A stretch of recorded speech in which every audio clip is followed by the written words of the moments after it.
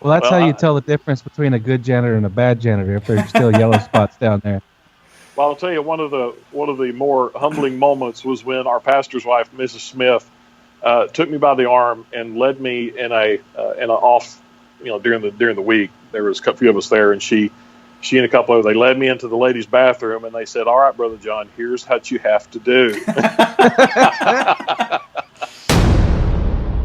This is the Real Christian Manliness Podcast with Isaac and Tim Ingram. Let's get manly.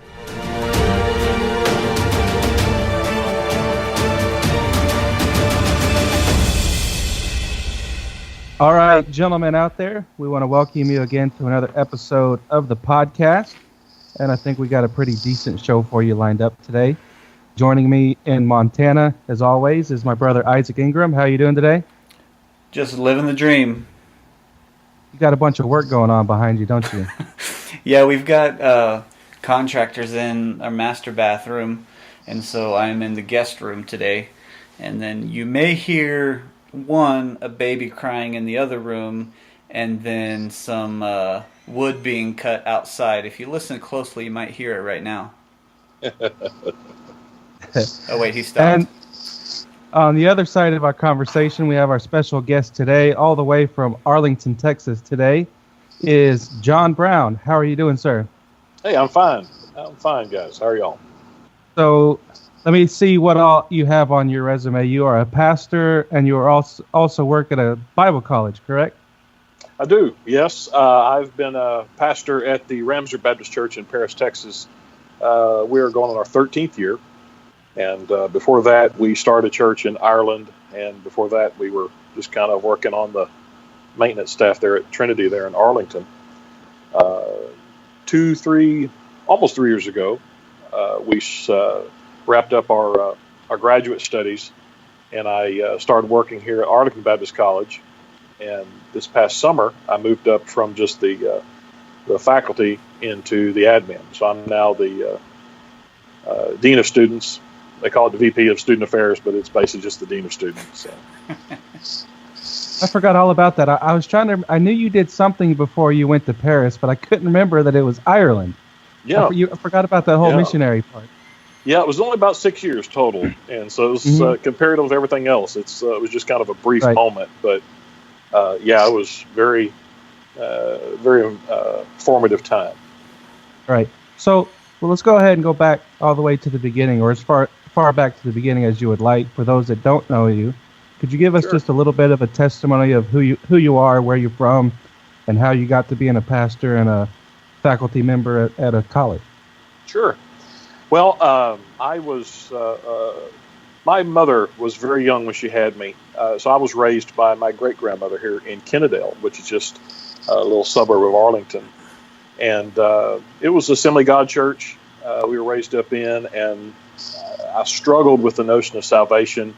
Obviously, the old-time Pentecostals, which she was, taught that you could get saved, but you could lose your salvation if you sinned, any kind of sin, and then you had to get saved again.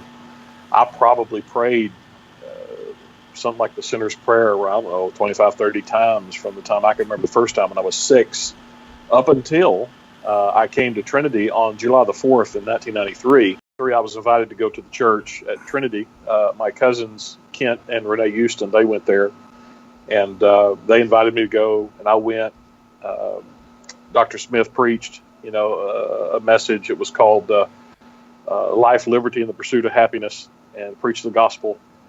After around, 12 or 11 verses of invitation, I finally went down at his imploring, and I got saved, and he baptized me that day, and it was just the beginning of a move of God.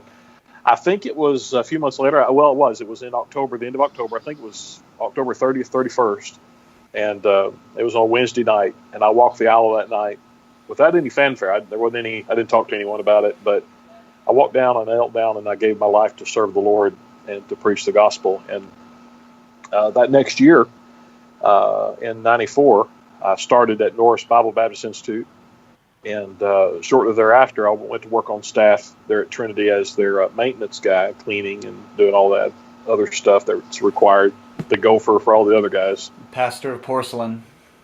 Yeah. Oh man, that's a phrase I hadn't heard in many years. That's right.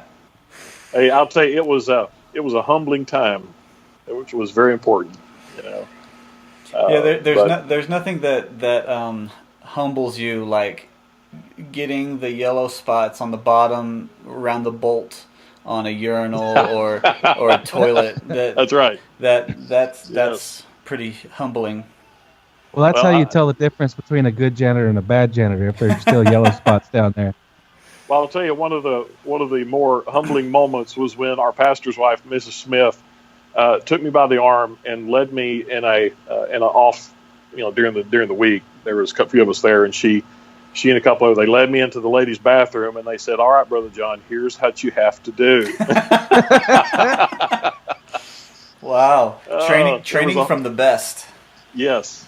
So, but that was the greatest thing, other than being saved there at Trinity. The greatest thing there, I met my future wife, Melanie, and she was, goodness, when I come, I guess she was 14. She was still, wasn't even 15, maybe.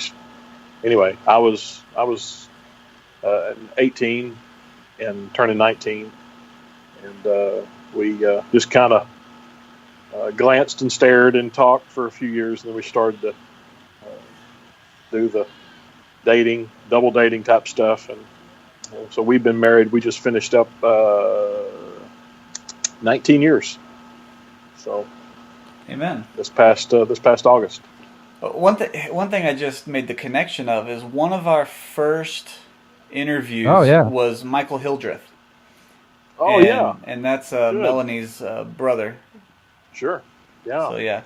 So if you're listening, you should go listen to Michael Hildreth. I think that was a really good interview. I enjoyed that one. He's a good guy. Oh yeah, Mike. He's done Lord's really put him into a unique situation there with the military chaplaincy. It really is. Yeah, and we covered that a little bit. So if you're curious about the chaplaincy, go check out that episode. So take us to about the time where you finish up at Norris. Where did God put you after that? Well, that last year, I was, Brother Jerry Moore was teaching missions. He was the mission director at the time there at IBFI. And he and I were talking. I began to feel a tug on my heart about mission work. And we were praying, and God began to lead us into thinking and praying about Ireland. And but I had asked Melanie to marry me. And May, a graduation was coming to bear, and at the end of the day, I was counseled to take a year after getting married before I did any kind of serious ministry. So what we did, we graduated in May. She and I were married in August of 98, and we took a year. I resigned from the church, and I went to work with Brother Stan Threadgill over at the Tollway there in downtown Dallas. And he and I and Jerry Wheat and those were the two from the church, and a few others. We worked together there for right at 12 months, and that 12 months we were kind of getting used to each other as a young couple, and also preparing to begin debutation. So I began work there in July of '98. Worked until July of '99. And then the first week of August of '99, we started debutation, and man, it was an amazing ride.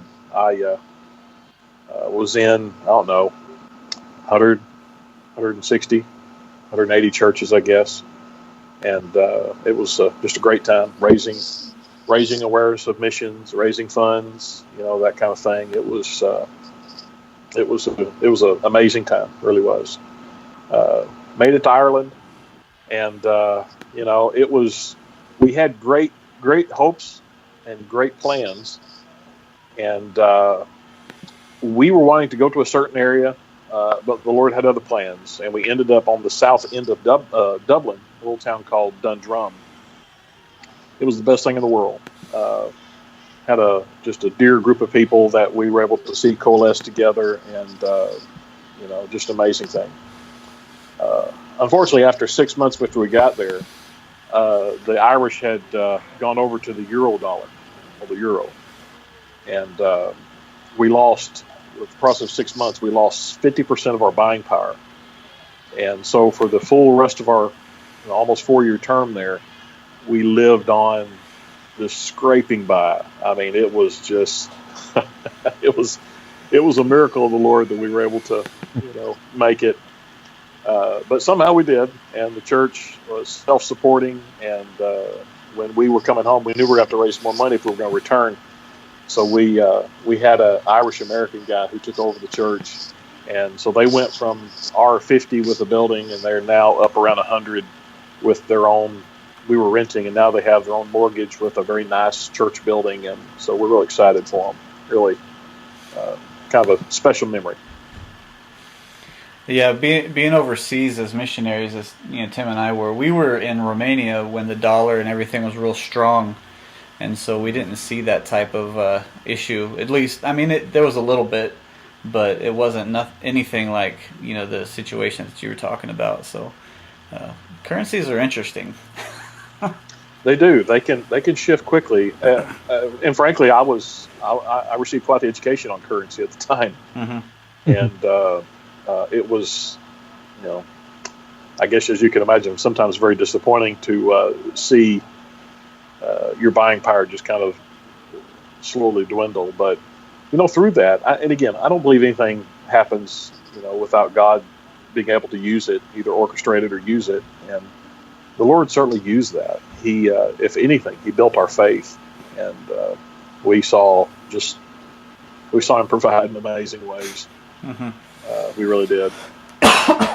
So how did it make you feel? I guess it was a year or so ago, whenever the whole Brexit thing happened. Did that bring up any type of feelings or any thoughts in relation to the whole thing that took you off the field? No,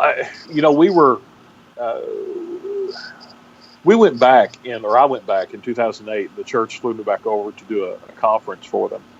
And I was reminded, it was just, how sometimes when God moves you in a ministry, He moves your heart as well. And there's always a lingering little bit of doubt, with what things would have been like if we could have done a second term. And it wasn't to be, but that trip in 2008 helped me kind of come to terms with that, kind of in the back of my mind. It was a joyful reunion, but I didn't have any doubt. The Irish people are very interesting. Compared to the British, they strive to be different than the British. In some ways, they're very similar, but in other ways, they're very I don't know. In some ways, they're very independent-minded, but yet they're very socialistic-minded. They have a strong dependency upon organized government.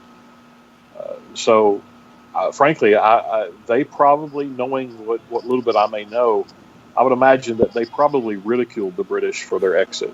Huh. The Irish they gained a lot by being a part of the European Union. Mm-hmm. They gained a lot of clout, a lot of help, and that's why their economy is in such strength as it is. It used to be stronger, but it's because of their membership in the union. So go ahead, Tim. I mean, you mentioned that your faith grew during that period of time. Is there any other things that any other areas where you saw the Lord move while you were a missionary, or maybe what you learned as a missionary that might have helped you later on in your ministry as a pastor? Absolutely. When we went, we had perceptions of culture that we'd been told from veteran missionaries and from our own study, research, and preparation. But one thing I learned is that it's not a simple thing to preach to multi-generations. That's not right. Multi-ethnic congregations. I don't really, frankly, I don't know how the Lord did that. I still, at the time, I was very green.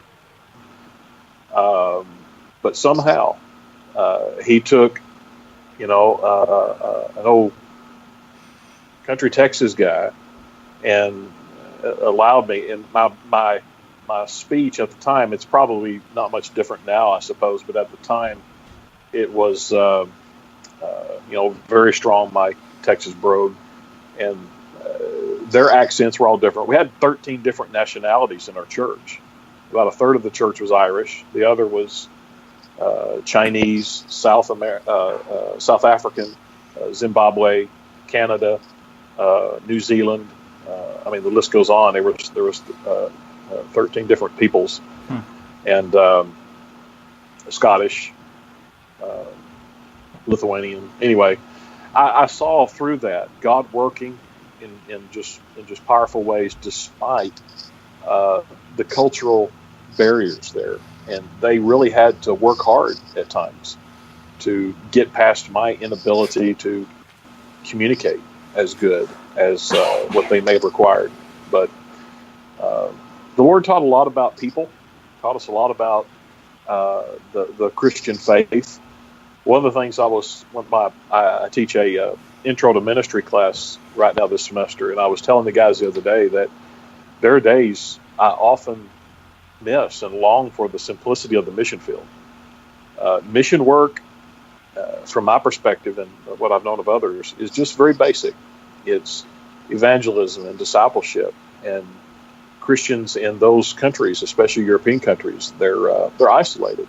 They're not part of the overall culture at large in their faith, and so when they come together, it's a very helpful thing. Healthy, should be, and for us it was. And we saw that tight knit family environment, and it was just unique. The church I was saved at, Trinity here in Arlington, we were there during a very special time. It was in the early 90s, in through the end of the 90s. And the church went from, when I was saved, they were running right at 400, just under. And they grew 100 each year after that. And it was just an amazing time. There was a lot of excitement, a lot of joy, a lot of movement. But the church in Ireland was different. It was small, and it was a whole different experience for me and Melanie. One of the things that we were excited about when we first got there, she found out she was pregnant with our first child.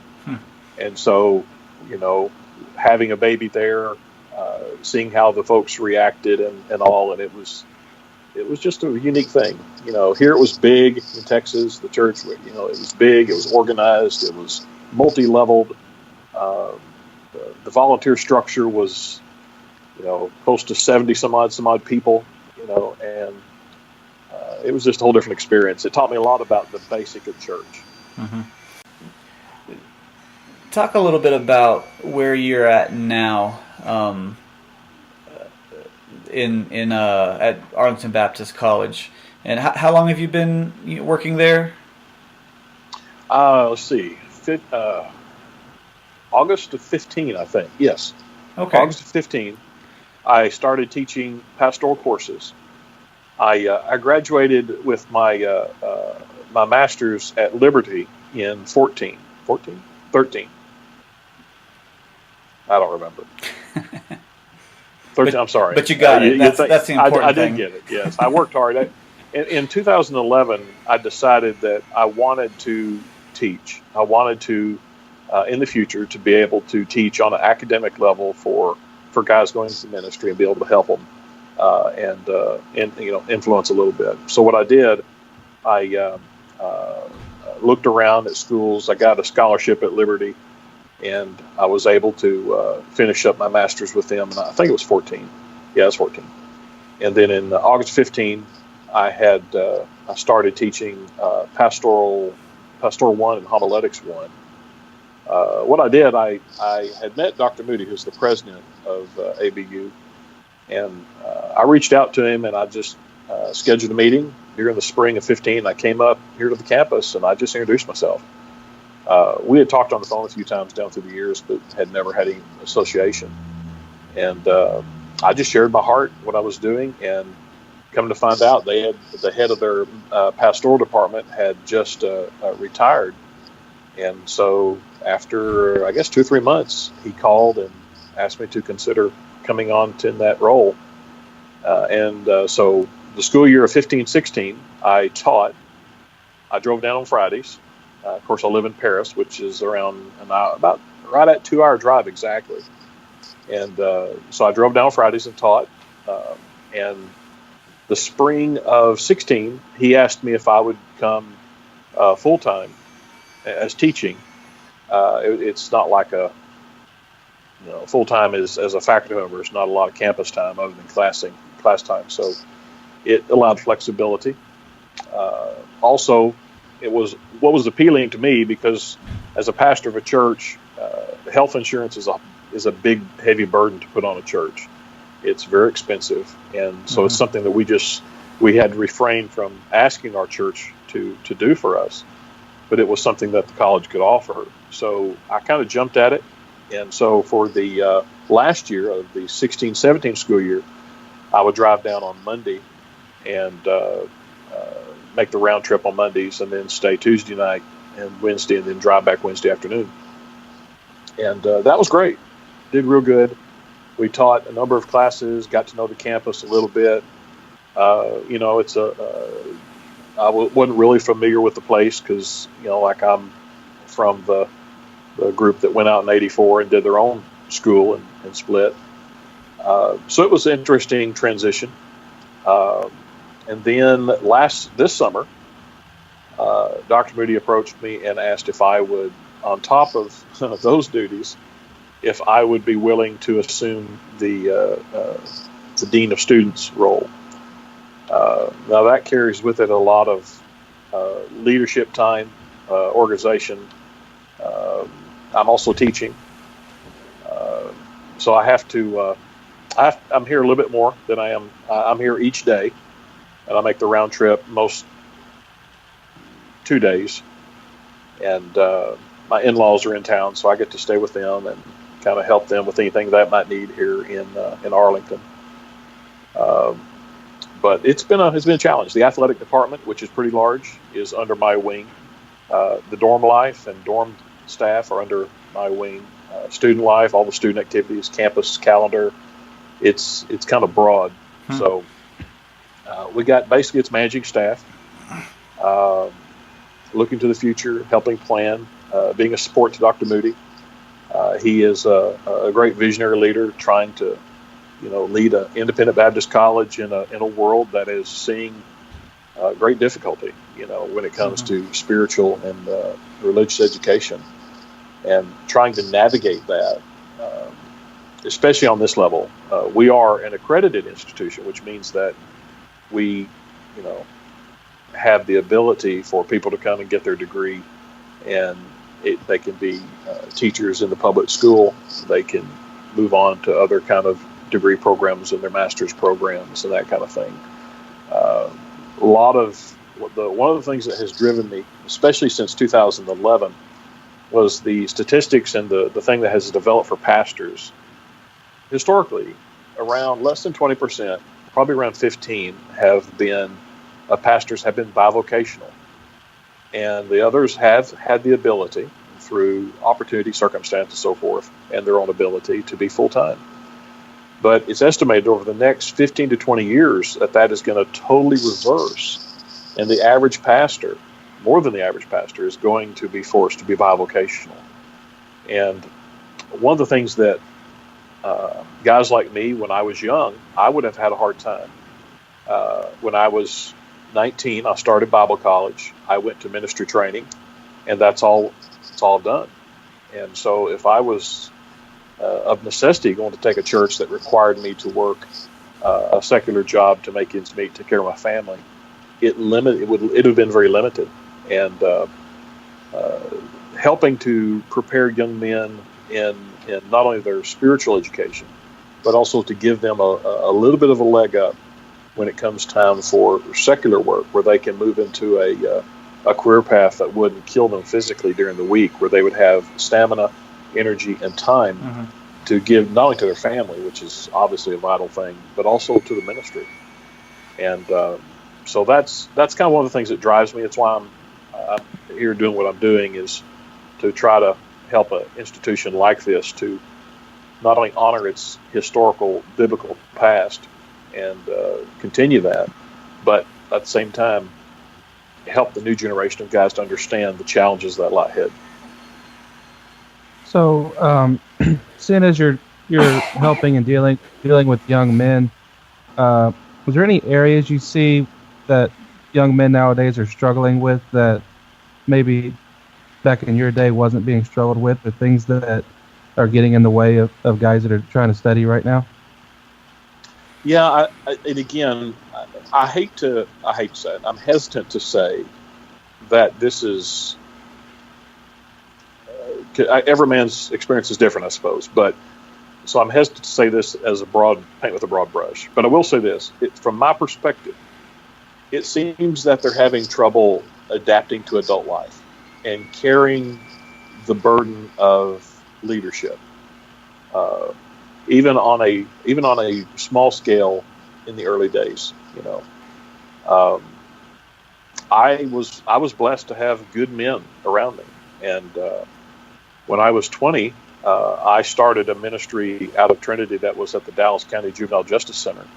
On Tuesday nights, we would go and we would preach to the young men over there, and I organized a group of 5 to 7 guys, a group of ladies from the church would cook brownies or cookies or something. We would go, and it was, and I wasn't the only one. There was a number of guys that did. We did retirement homes on Sunday. We ran bus routes on Sunday. We, preached and did all kinds of things. And I'm seeing the younger guys nowadays. I don't know if they're not taught or if they are fearful, but I don't see a lot of them taking the initiative to be proactive while they're in training. And maybe that's always been around. I don't know, but it's an area that we're really working on now, trying to get them to be very proactive in the ministry before their degree and before they finish, but really get out there early on. Now, do you think that that's is that being caused by parents or teachers before they become adults not expecting that of them or requiring that of them, or do you think it's just something that is in the society that's, they're just not taking the initiative, or they're not taking interest in becoming leaders, which, that's one of the core things of being a man, is to be a leader. So right. Do you think those things have bearing on that issue? I would, again, from my perspective, I have to believe that obviously parenting has a lot to do with who we are. There's no doubt. But I also believe that society has created an environment that has enabled these young men to not fully develop emotionally and just in their consideration of what, the old expression manliness is, but the idea of that leadership, that initiative, taking charge of your life, taking charge of your future, enduring difficulty, and understanding that you may have difficulty for not just a day, but maybe 2 years while you endure something so you can have something better. I think that's a society thing. I think that's in schools. I think we've made them softer, and I'm sure there are many factors for that. I'm not a sociologist, but I will say, just from my perspective, it does seem to be societally motivated in some ways. But it's unfortunate because it's created a vacuum where, when I was just saved 20-some odd years ago, the average pastor's age was in his late 40s. Now the average pastor age is in his late 50s. So there is a vacuum there on a spiritual basis. And 40 years ago, there was a study done of pastors and lawyers. I think it was Barna that put it out. And for every 1,000 Americans, there was one lawyer for every 1,000 Americans and one preacher or pastor for every 1,000 Americans.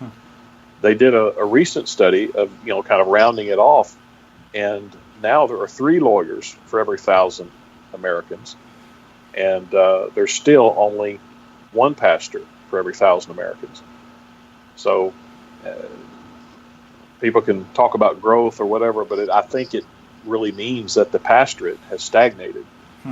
And I think we're going to see that really begin to take it's going to come to bear upon the churches in the next decade or so. Mm-hmm. As not only as congregations grow older, as they cease to reach out to their community and see souls saved and new people coming into Christ and therefore into church. But as the older pastors get, statistically, it's just going to be an effect. So Yeah. It's a challenge. Yeah, and I just on that last topic, I've got a million different follow-up questions, but we should probably start wrapping it up a little bit. But before we do, I've got a couple real quick questions that, a couple word answer will suffice. Just some things that I like to ask and some things that I've not asked before. But one, outside of a pastor or a father figure, who's your hero? Well, I hate to say it because it's so socially incorrect nowadays, but without a doubt, it's Robert E. Lee. Okay. I'm going to tear down your statue, man. I tell you what. I know. And the bad thing is I have a little statue in my office that a member of my church bought me. That's funny. About 12 inches tall. So another question is, what's a mistake that you made any time in your life that has set you up for a success later on? I would have to say when I had to broaden back to the history because Lord knows how many mistakes I've made in my life. But, it's the list is longer than I could even imagine. But when I worked on staff with Brother Smith, as I said, the maintenance there, he, as one of his preacher boys, he took an interest in me, as he did the others.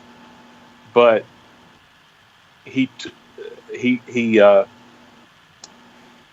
I looked at myself as a preacher first, as a maintenance guy second, and I had trouble compartmentalizing my cleaning work and my ministry work.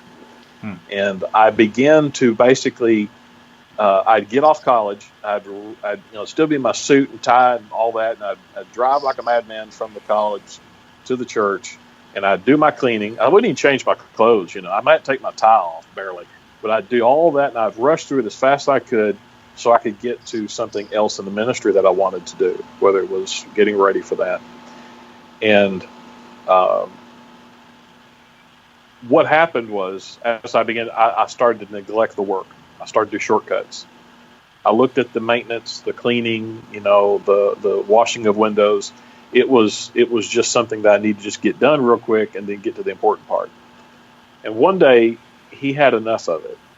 And I don't know what it was, or I can't remember exactly what the straw was that broke the camel's back. But something triggered him, and he went off like a wild banshee, if I can say banshee. I mean, oh my goodness, he chewed me up one side and down the other, and just made me feel like a moron, And it was. But what happened was, it helped me to see that, we all have stuff to do. We all have things we want to do. But that process and that critique, if I can call it that, if I can generously call it just a critique, not just a chewing out, but what it did, it taught me something. It taught me the fact that work, needful work, duty was just as important and needful for my best effort as my preaching was. And I looked at my preaching and my preparation for preaching in the jail or at the nursing home. I looked at that as more important, and I had a duty, and that was a hard lesson.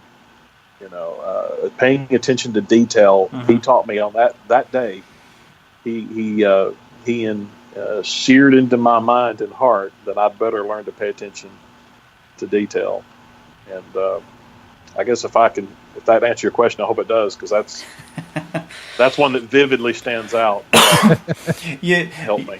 You know, the point that you made earlier about young men not taking the initiative and things like that.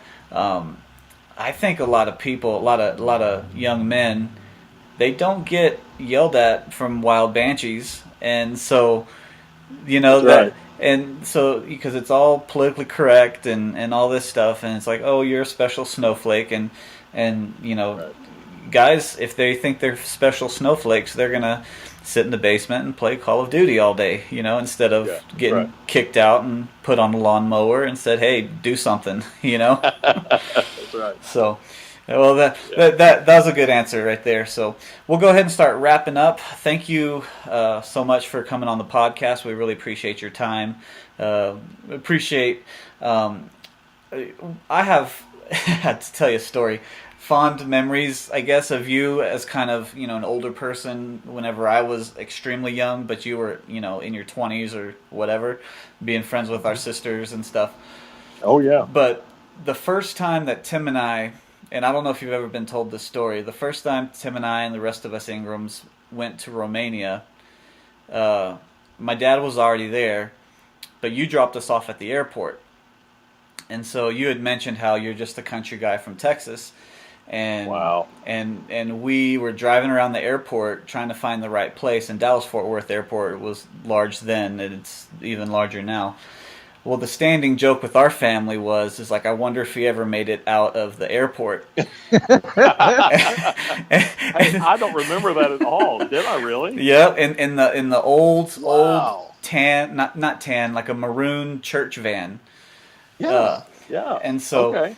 there were a Good number of grief. times years down the road we'll just say, I wonder if he's still at the airport. So, Oh wow. anyway, Man. but anyway, That's funny. thanks for being on the show. Oh, my privilege. And so privilege. we appreciate everybody out there that's listening. We hope that you enjoyed it, but we, more than that, hope that you learned something, whether through it's John's testimony or some of the more theoretical and philosophical things that we covered. We just hope that we're a blessing and that you can take something home. And if you're a young man out there, take to heart the words that he said about the attention to detail. No matter what the job is, you do your best. If you're a preacher boy out there, when you think about it, preaching's the most important thing in a church service, but it is a very small portion of it. There's a million things, such as scrubbing the toilets and packing the buses and teaching the classes. So you just got to keep that in perspective. And if you're just a young man out there just going to school or working, that's a lesson I could have learned early on, is the attention to detail. And I lost jobs over it, and I lost respect from others over it. And so if you can learn one thing, just have an attention to detail, have purpose, and do your job heartily as unto the Lord. So with that, we'll let you go, and we'll see you on Monday for the next episode. Thank you for listening to the Real Christian Manliness podcast. We hope you enjoyed our show. Now, if you could do us a favor, go over to iTunes and leave us a 5-star rating. That way other people can find us easily in the rankings.